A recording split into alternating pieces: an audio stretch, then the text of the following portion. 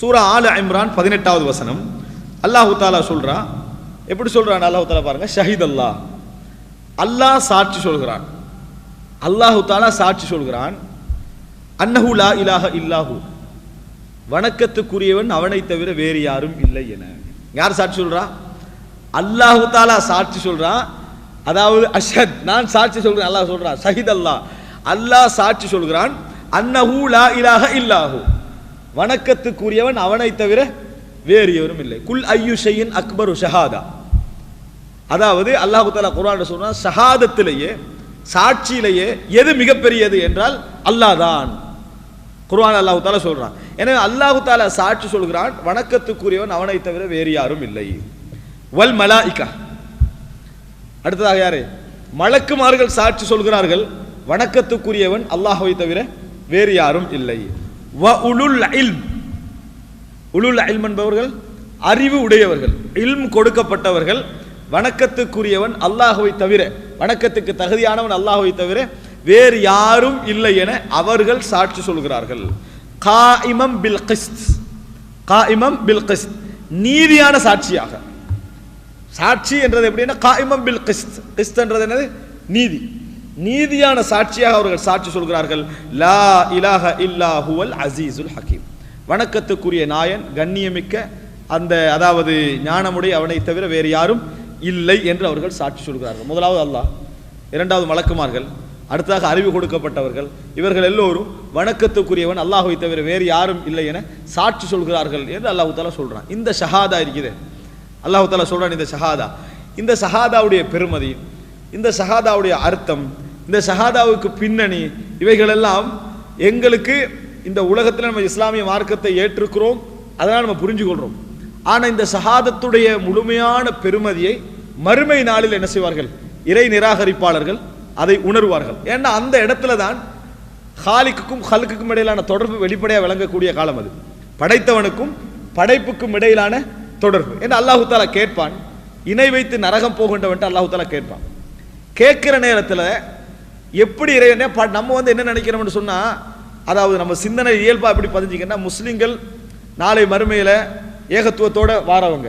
அப்ப அதனால இறைவன் அவர்களுக்கு நெருக்கமாக இருப்பான். அதற்காக வேண்டி ஏனைய படைப்புகள் இறைவனை விட்டு தூரமாக இருப்பாங்கன்னு அர்த்தம் அல்ல. ஏனைய படைப்புகளுக்கு இறைவன் தான் படைத்தான் என்பது எழும்புகிற நேரத்தில் என்ன செஞ்சிடும்? வெளிப்படையாக, அப்படி வெள்ளிடை மலையாக அதை என்ன செஞ்சிடும்? விளங்கிடும். அதனால் அல்லாஹ் கேட்பான், நரகத்தில் போடப்படக்கூடியன கேட்டு, இந்த உலகமும் அதில் உள்ளவைகளும் உனக்கு இருந்தா நரகத்திலிருந்து தப்புறதுக்கு அதை நீ பரிகாரமாக தருவியான்னு அல்லாஹ் கேட்பான். நரகத்திலிருந்து தப்புறதுக்கு அதை நீ பதிலாக தருவியா அப்படின்னு கேட்பான். அவன் ஆமட்டு சொல்லுவான். அல்லாஹ் தஆலா சொல்லுவான், இதை விட சின்ன ஒன்று நான் உலகத்தில் கேட்டேன், என்னைய மட்டும் வணங்குன்னு சொல்லி நீ அதை ஏற்றுக்கல.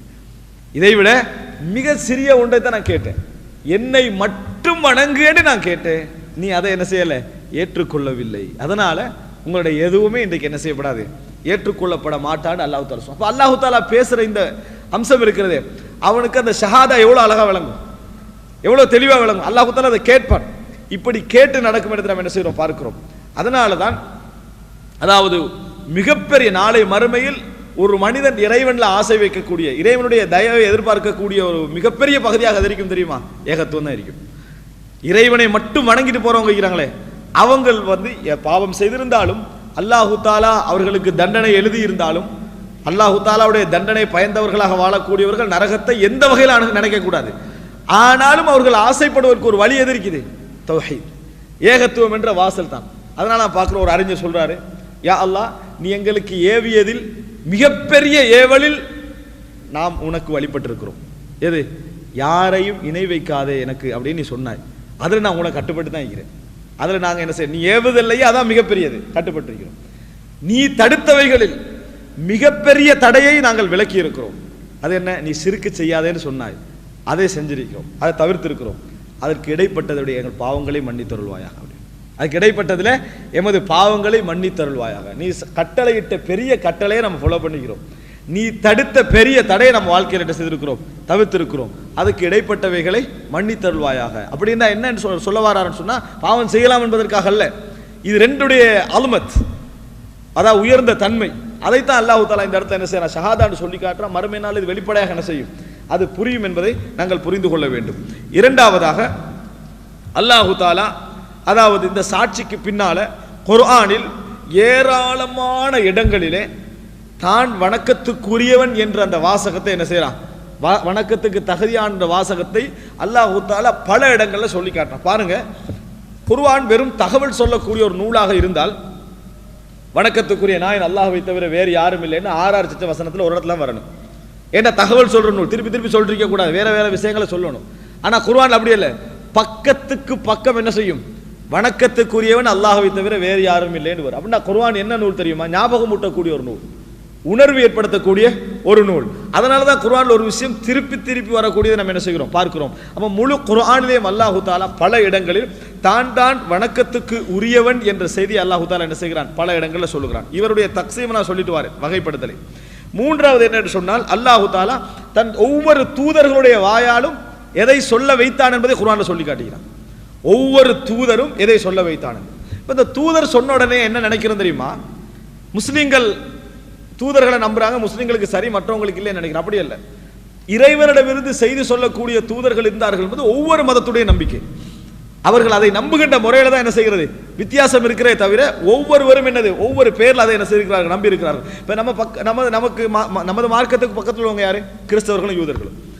அவர்கள் முஹம்மது ஸல்லல்லாஹு அலைஹி வஸல்லம் அவர்களை ஏற்றுக்கொள்ளவில்லையே தவிர மற்ற எல்லோரும் என்ன செய்தார்கள், தூதர்களாக ஏற்றுக்கொண்டிருக்கிறார்கள். அந்த தூதர்கள் ஒவ்வொருடைய வாயால இதுதான் வந்தது என்று அல்லாஹ் தஆலா சொல்றான். அவங்க இல்லை என்று சொல்வார்கள். மறுமையில என்ன நடக்கும், ஒவ்வொரு தூதர்மார்களையும் அல்லாஹ் தஆலா விசாரிப்பான். உங்கள் சமுதாயத்தை அல்லாஹ் தஆலா விசாரிப்பான். அந்த சமுதாயத்தை விசாரிப்பான், அந்த தூதர்மார்களையும் விசாரிப்பான்.